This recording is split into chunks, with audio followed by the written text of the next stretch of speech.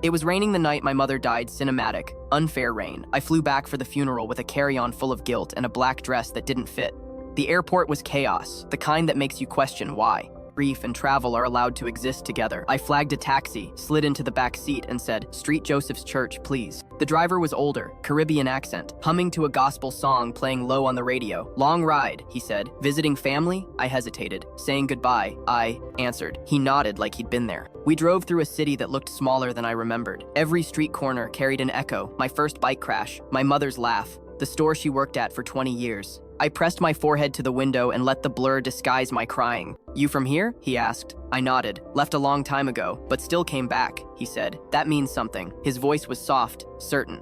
At a stoplight, I noticed the photo taped to his dashboard, a girl about my age. Graduation cap crooked, smile wide. "Your daughter?" I asked. His whole face changed. "Yes. Smartest person I know. Doctor now. But she didn't talk to me for 7 years."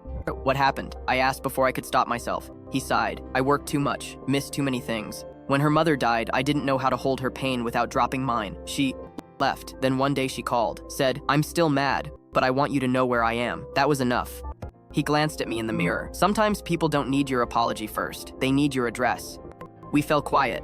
The rain softened. I thought about the last time I'd called my mother. I'd hung up too soon, annoyed about something small, groceries or guilt. She'd said, "You sound tired. Rest, baby." I never got to say, "I love you," back. When we reached the church, I handed him cash, but he waved it away. "Ride's on me," he said. "Just call someone you've been present." Avoiding, I insisted. He smiled, "Then pay it forward." Inside the church, I sat through the eulogies, the hymns, the heavy silence that follows when everyone pretends they understand heaven. When it was my turn to speak, I froze. Then I remembered the driver's words. I stepped to the podium and said, "My mother never asked for perfection, just a call, a visit, an address." Afterward, I found a payphone in the lobby, yes, an actual one, and called the driver's number on the card he'd given me. "This is me paying it forward," I said. "You were right." He laughed softly. "You made it on time," he said. Weeks later, I received a postcard from him, reconciliation fare paid in full. Inside was a photo, him and his daughter, smiling under a streetlight.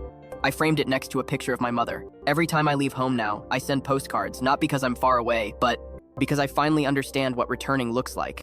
The roads back to the people we love aren't paved with apologies, just the courage to drive there anyway.